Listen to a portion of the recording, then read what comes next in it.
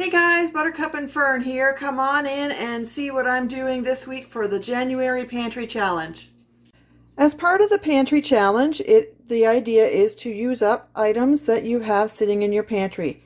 We have some quinoa that's been sitting there for far too long, and I'm just going to mix it half and half with my rice. 1 cup of quinoa, 1 cup of rice. For the liquid, I'm using tomato juice that I canned when I was doing my my tomato sauce over the summer.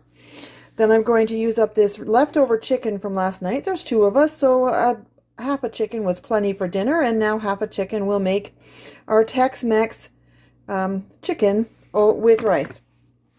I'm using the leftover veggie scraps and such with the carcass, the bones out of the chicken, to make chicken broth. I don't know if I'll can that or if I'll freeze it or if I'll make soup straight away. I'm not exactly sure, but I'm not going to throw that away. And then I've got my veggies diced up so that we can saute that all up together and have a quick dinner.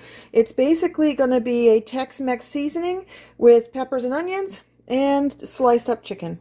Today I made some banana bread. So the bananas are all now used up.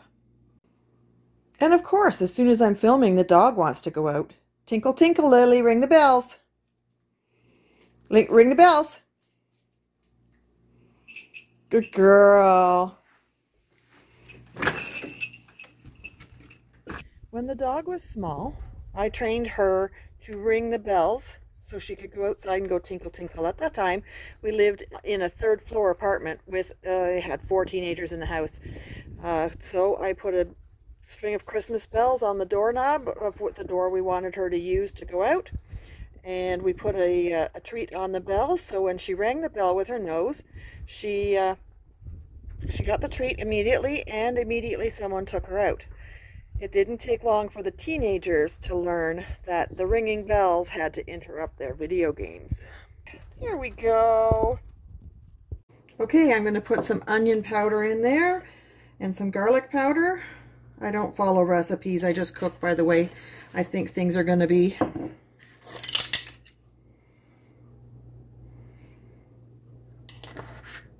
Onion powder, garlic powder, tomato, rice, and quinoa. And that's that. I've got some lard melting in the pan, and I'm just going to saute up the vegetables. I've got peppers and onions. Okay, I've had these vegetables sauteing for a few minutes. I'm just going to push them aside on the pan and put the chicken in. I'm going to use some homemade Tex-Mex seasoning. That information will come up in it. That recipe will come up in another video.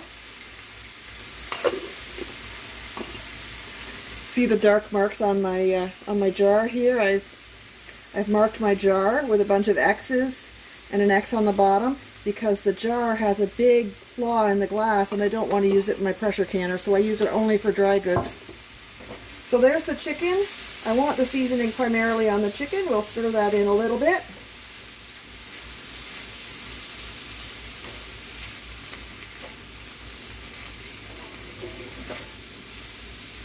We just want that to heat through, and then it'll be ready to serve. So I have my rice and quinoa blend and my peppers and chicken that have heated through. I'm just going to garnish that up with some sour cream and salsa and a squeeze of lime.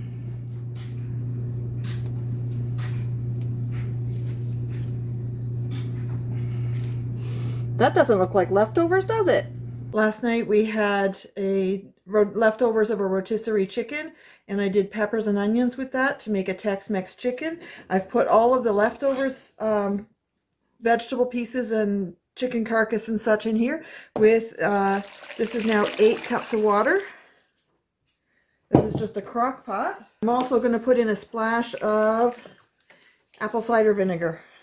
I'm going to cook that for 4 hours or so, and then I'll strain it to get all the bits out of it, save the juice, and I'll freeze the juice as chicken broth, and we can use that for a chicken soup later. So this is our quick dinner for tonight. It's actually not so quick to cook, but it's very quick to put together. I put a pork roast in the oven for an hour and a half at 350, and I've put some squash in beside it. Now I'm going to add some vegetables to it just for the last half hour. Come on down and see what I'm doing. So there we have some squash that's already been roasting for about an hour. I just sprinkled some green onions on top of it that I had in the freezer. And now I'm going to put in the beets. I've drained the liquid off of these. And carrots that I canned up. I've also drained the liquid off of those. I've got some Brussels sprouts that I blanched and froze earlier this year. I'm going to put a little drizzle of maple syrup on top of that. And a little drizzle of balsamic vinegar. I love the flavor that the balsamic vinegar brings out of the Brussels sprouts. Now I'm just going to stir that all in. And that's that. That's going back in the oven for half an hour. So there's our pork roast. Let's see how these vegetables turned out.